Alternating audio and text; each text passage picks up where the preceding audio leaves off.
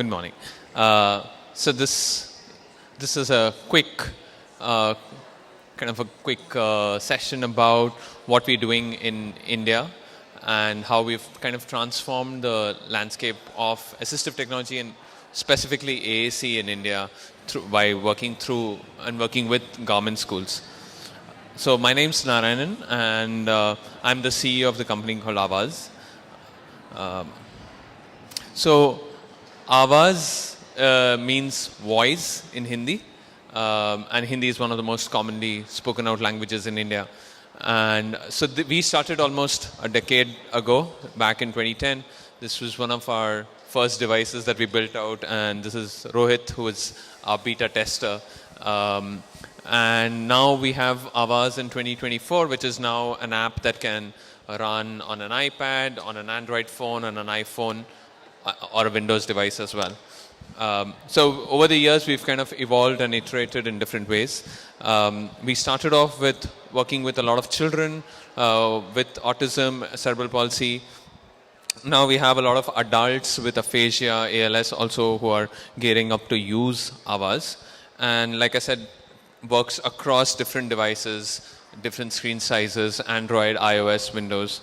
And because we are able to cater to a diverse population and with the kind of flexibility that we are able to provide with the product itself. And over the last few years, our adoption has grown globally, and so almost 3 million words get communicated using Avaz every month, and that's a huge number. That means 3 million words are getting, potentially 3 million words are getting unlocked every month. And this is across different languages: English, Hindi, Danish, Swedish, French, Vietnamese. It's used in 15 plus languages and across schools and clinics. And we've impacted over 150,000 lives in over 100 countries. And so we have, like I said, we have a bunch of languages. Hopefully we'll be adding a few more languages soon. It also works with a bunch of Indian languages like Tamil, Telugu, Hindi, Marathi. So that's kind of an introduction about Avaz. What I wanted to talk to you about today was what we're doing in India specifically. And so the current AAC landscape in India is that there is still a lot of stigma associated with disabilities. And it's slightly different, where we are kind of more focused, as a culture, we are slightly more focused on how to support the person rather than making them independent. So that's still a cultural thing that's interestingly also changing over a period of time. Families are more concerned about whether, if they use AAC, if they use Avaz, whether the child's speech gets reduced. So I understand what my child is saying. Do I need AAC? What if my child stops speaking because they start using a digital speech generating device? So that's still kind of the awareness amongst families is still growing. And just to give you a sense of the kind of professionals, the number of professionals we have in India, approximately there's one registered speech therapist to about 2,700 people in the US. That number jumps 10 times. Like there is one speech therapist for 350,000 people in India. So just there are not enough professionals at all. So what do you do when you don't have the necessary capacity? So you try and build that capacity into the kind of field itself. Currently, people use a lot of low-tech picture books, picture exchange systems. There are some high-tech AAC options available. Avaz is obviously one of them. The others are more like research projects that have come out of institutes. And from a funding angle, parents currently pay out of pocket, so there is no insurance coverage as such. And hence, Avaz has to ensure that there are affordable pricing options for parents.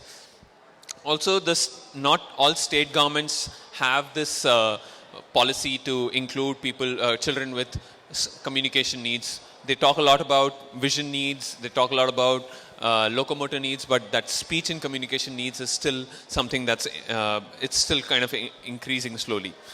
And many of the schools that we work with, they are dependent on like the corporate social responsibility money coming in. So they don't necessarily have too much of funding to invest in a technology lab or a technology system for all their students. So they are kind of, they need to link up with industry, like corporate social responsibility, and bring in some of that money. That's kind of how families get access to AAC.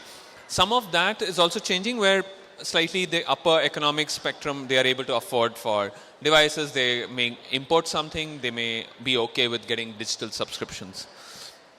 So there's an overall challenge in terms of awareness, in terms of just the language and the cultural diversity that we have. We have over 28 languages, so the kind of giving support for that. And then there is just a lot of lack of trained professionals and a lot of communication. So communication also takes a backseat. People are like, I need my child to eat. I need my child to behave. I don't want to think about speech right now. So what we've done is, we've also, to be very honest, we've also learned it the hard way. We came out with the product many years ago. And what we realized that the adoption was not growing. And the reason was also that we were not training and upskilling enough professionals. So now we work a lot with the families. We've built out community groups. So there is a huge WhatsApp group.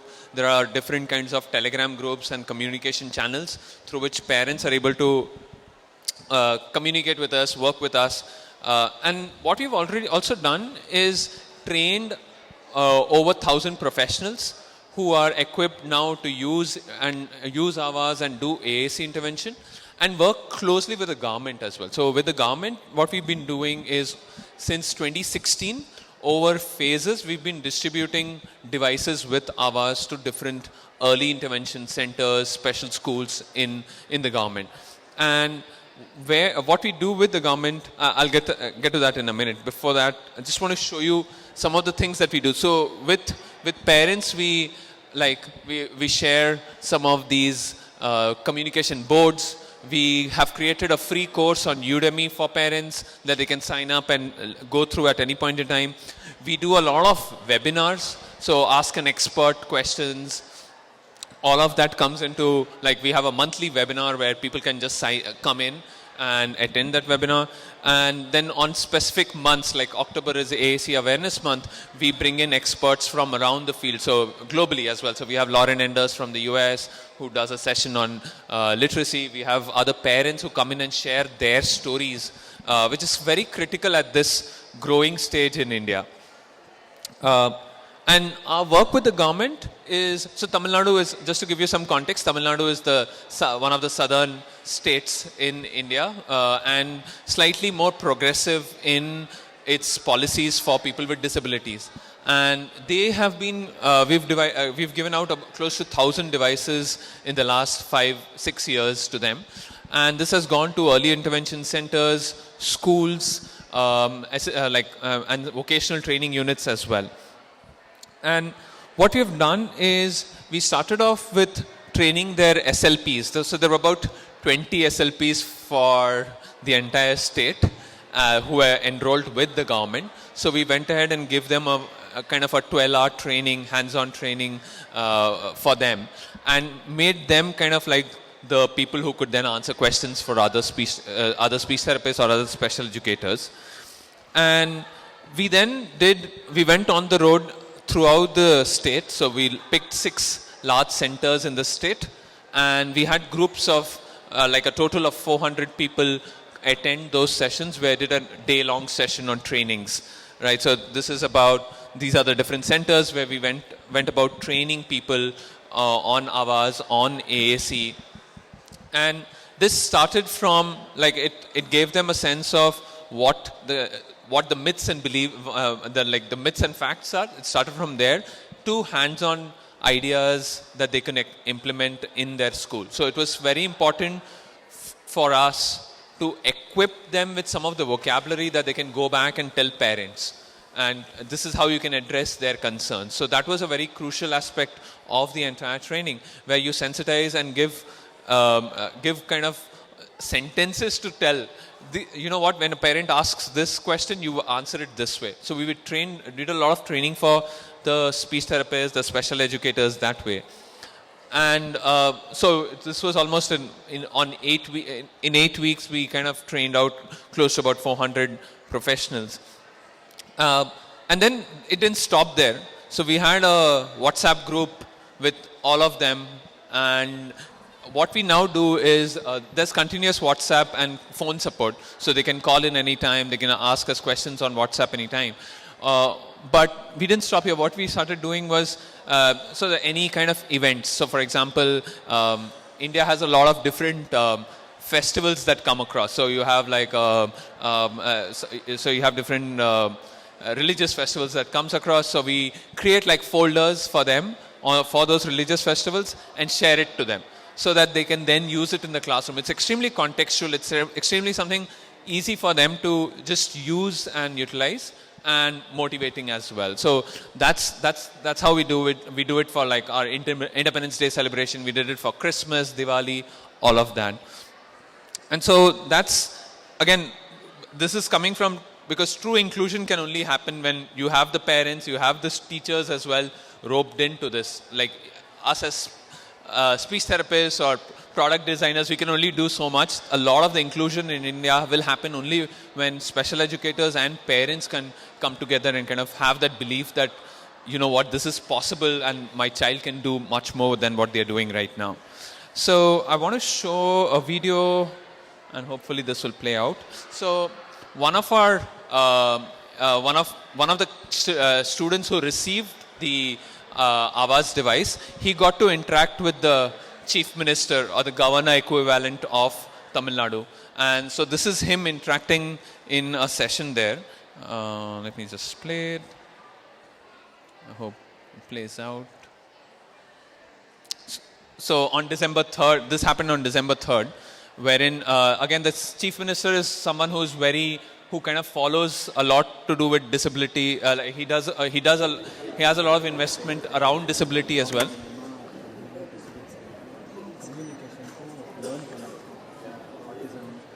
And that's me trying to explain.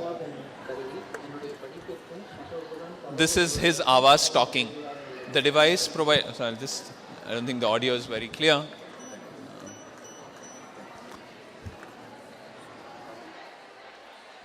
So what he said there was, sir, the device that you provided was has been very useful for us. And this is something he had kind of planned. This is what he wants to say. He had this programmed in his folder. And as soon as the CM came, he quickly selected all of that. And we had been waiting, if you know how it works with bureaucracy, you had been waiting for the chief minister to come for about a couple of hours. And he was patiently waiting in the booth, like he's going to come in. And it wasn't sure, we weren't sure if he would really come and actually interact. But as soon as he passed, he said something on the device, and then the chief minister stopped. So that was again a way for him to say, hey, I'm here. I would like to communicate with you. So these are some of the things that we're doing at Avaz in India specifically. And we also very strongly believe that with the new advancements in with the new advancements in AI and what we are doing, and the kind of expertise that we are building in India by upskilling speech therapists, special educators, all of them, how we can really transform this entire country to be a much more AAC, like much more a country that can adopt a lot more of AAC and actually unlock much more possibilities for children with speech and language disabilities. Yeah, so that's about it. I'm happy to answer any questions, show you some more demos around it. Thank you so much. Thank you for being here.